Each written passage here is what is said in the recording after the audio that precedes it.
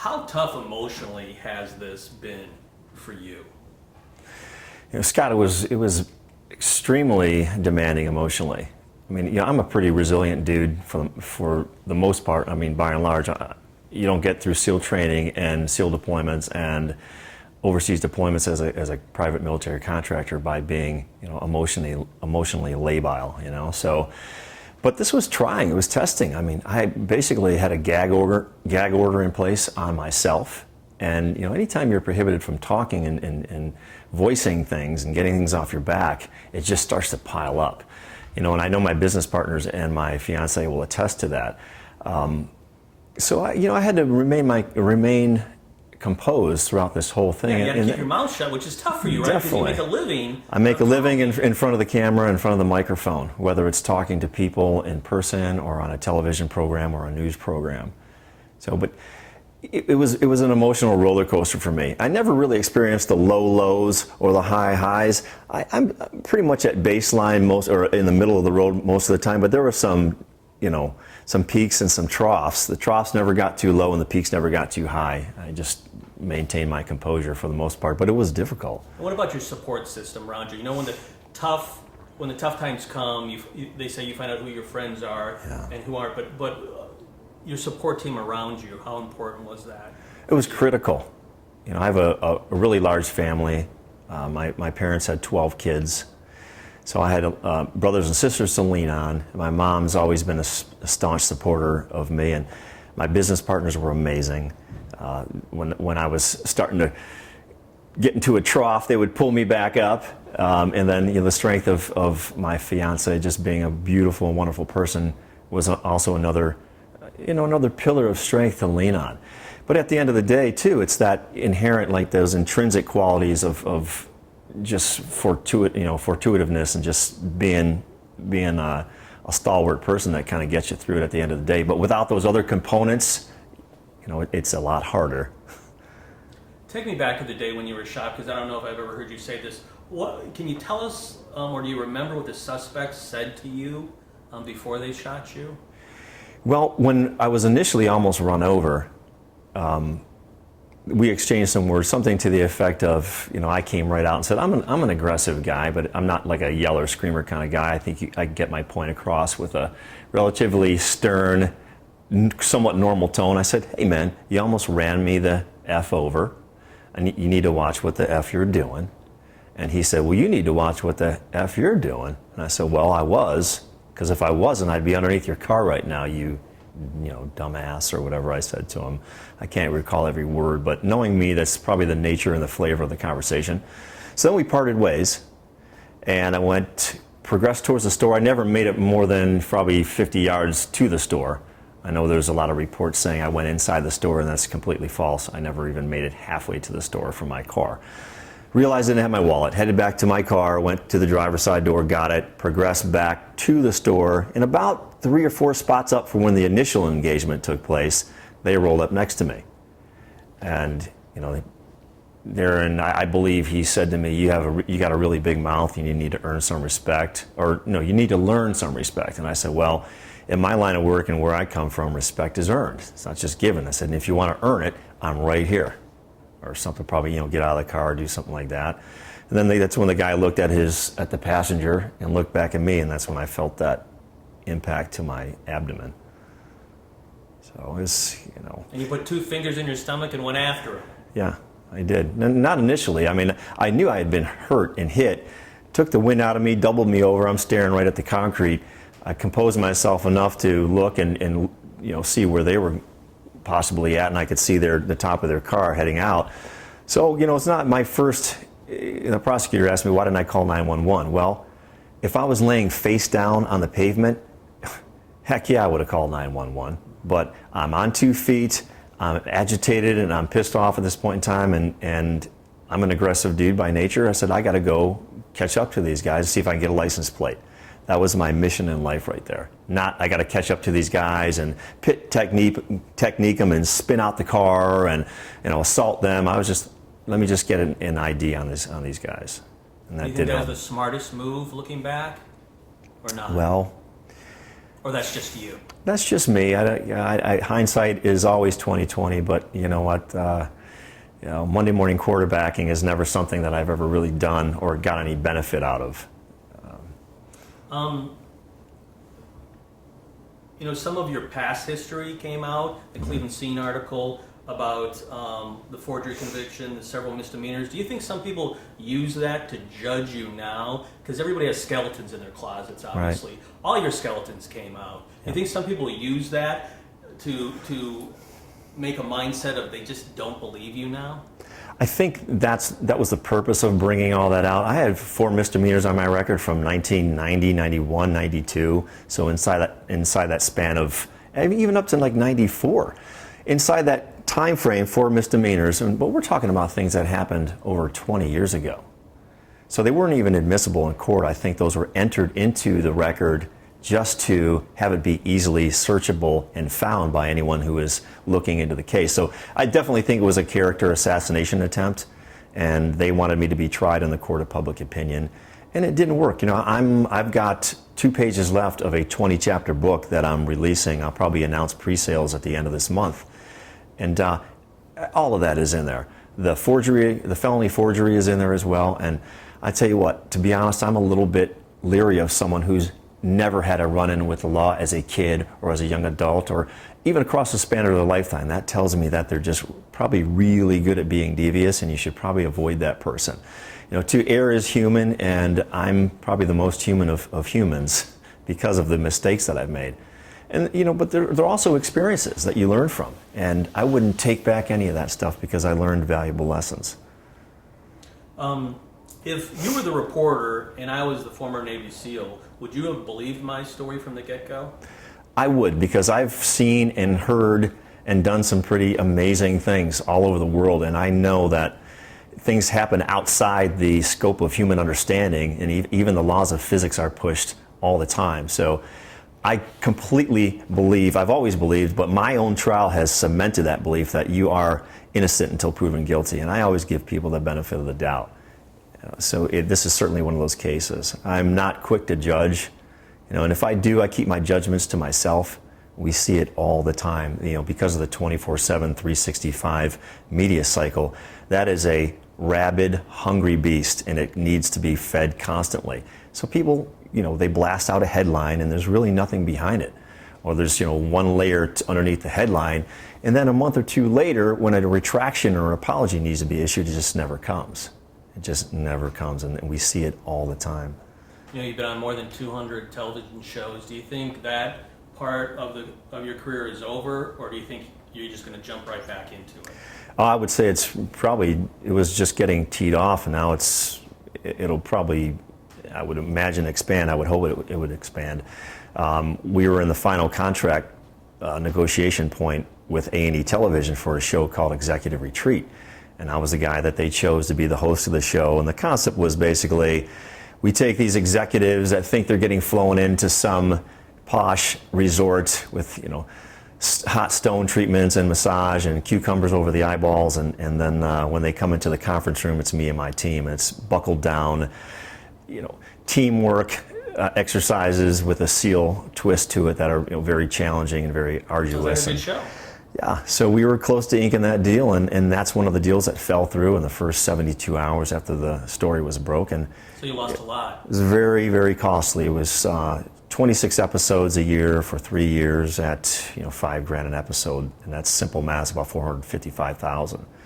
Then I had a number of speaking engagements that fell through that were 5-digit compensation speaking engagements, and so it was very, very damaging financially, psychologically, and my brand was damaged as well. After you've been found not guilty, is that coming back now?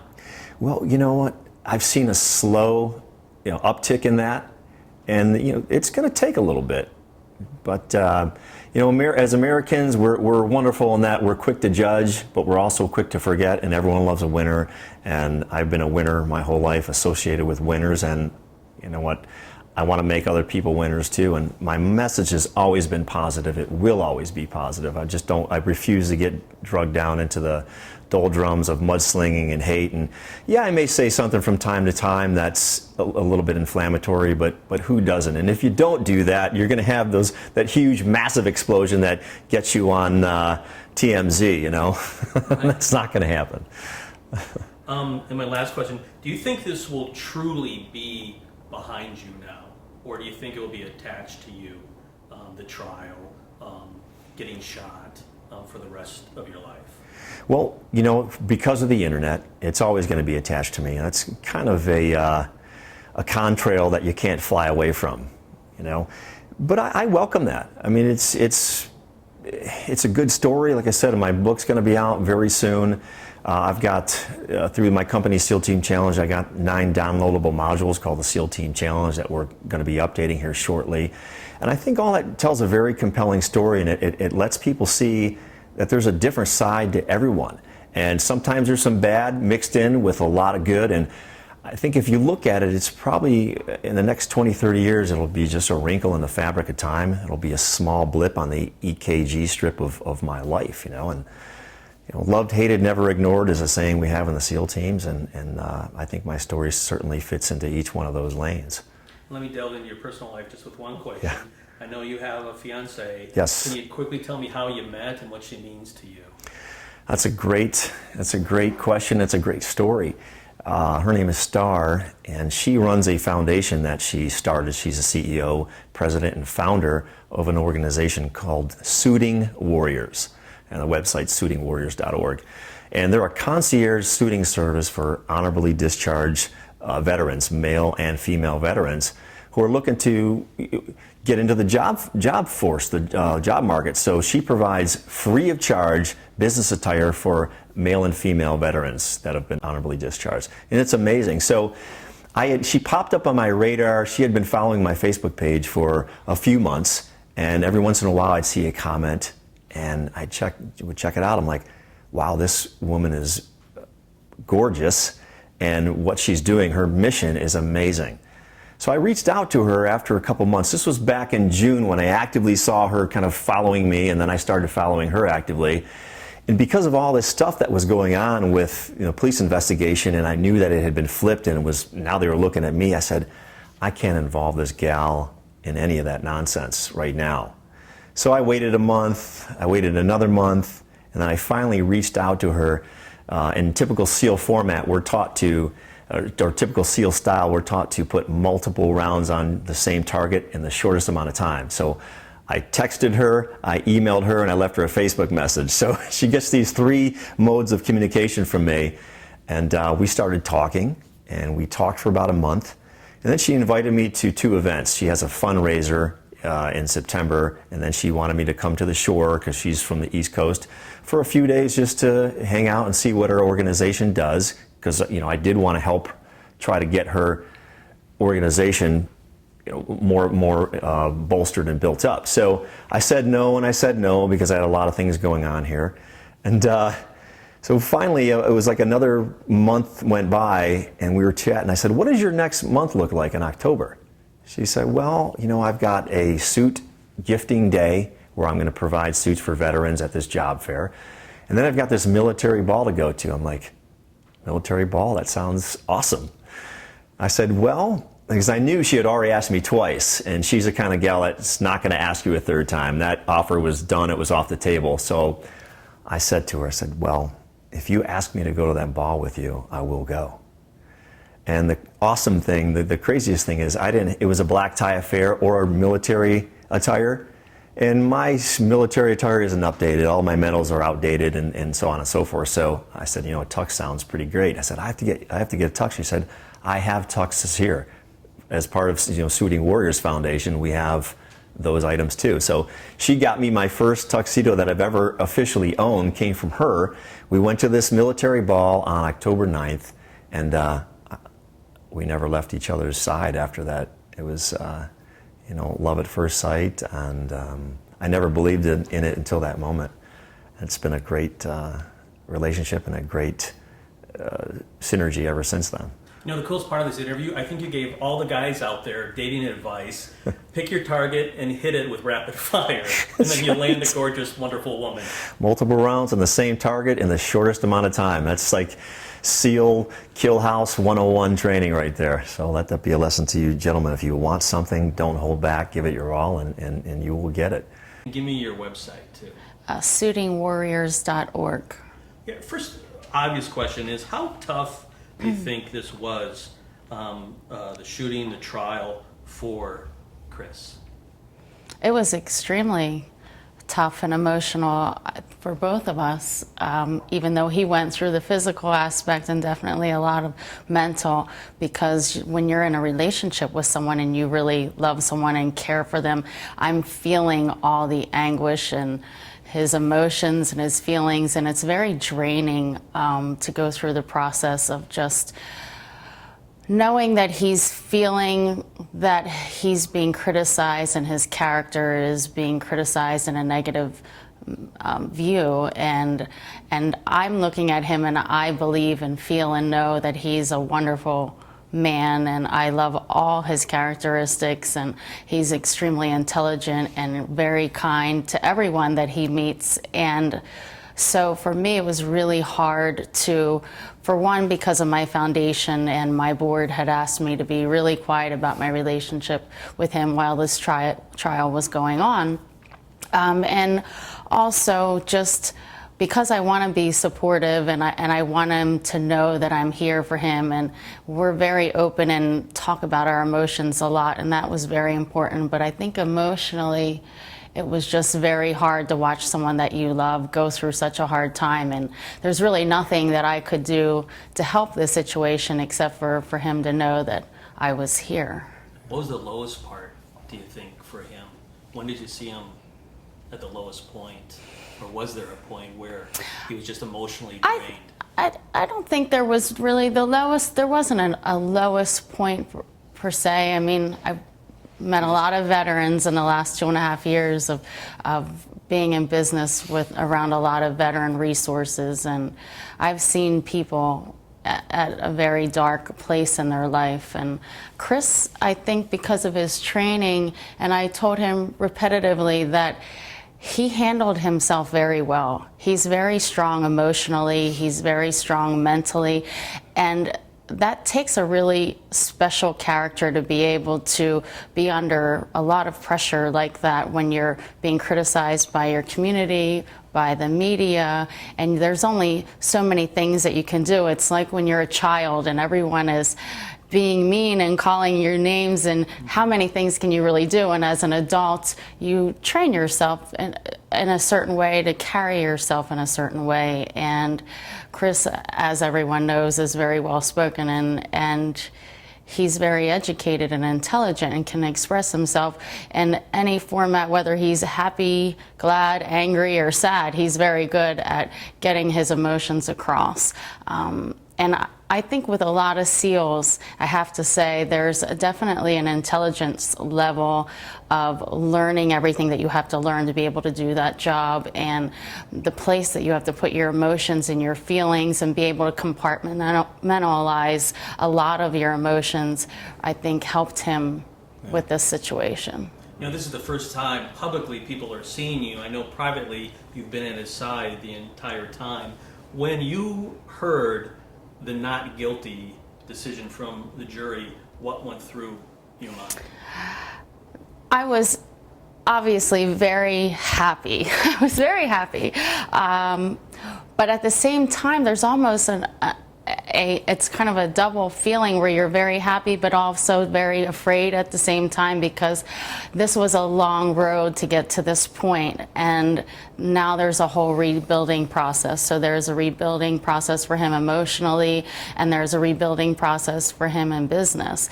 And because I work with veterans, and he works a lot in motivational speaking and trying to bring people to a higher power within themselves, we want to combined our veteran organizations and, you know, our community organizations to kind of mirror and reflect off of each other. So I'm very glad that this is over, and we did take an Easter vacation, which was a surprise that we weren't planning, and it was very much needed. Yes, we needed that.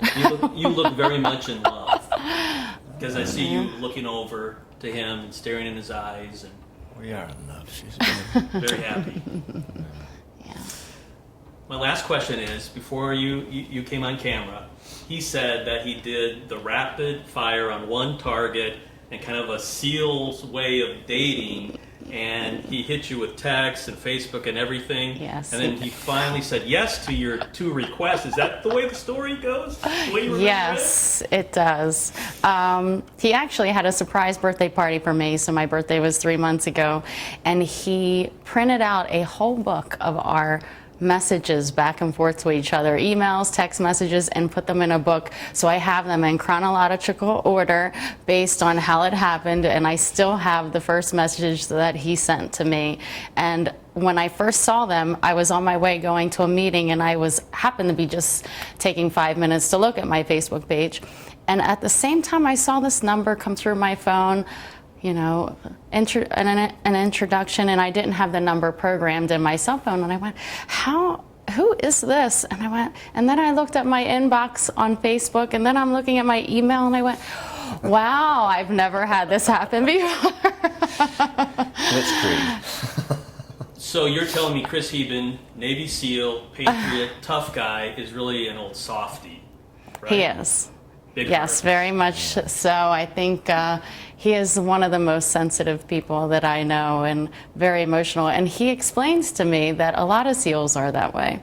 That they are very emotional people and very heartfelt. And he really does love his community and his family. And I tell him he's nicer to people than I am sometimes. He talks to everyone. And he says, well, no one else believes this, but everyone that knows Chris knows that he is a very nice person, and he's very, I think, open and approachable. So when people randomly, you're in any store, whether it's the grocery store or the gas station or something, he will start a full conversation with any person standing there, and I'm standing there looking at my watch going, we have to be there in 5 minutes, and it's 15 minutes later and he's still having a conversation. So that's who Chris is. And my last question, what does he mean to you? What does he mean to me? He's the love of my life.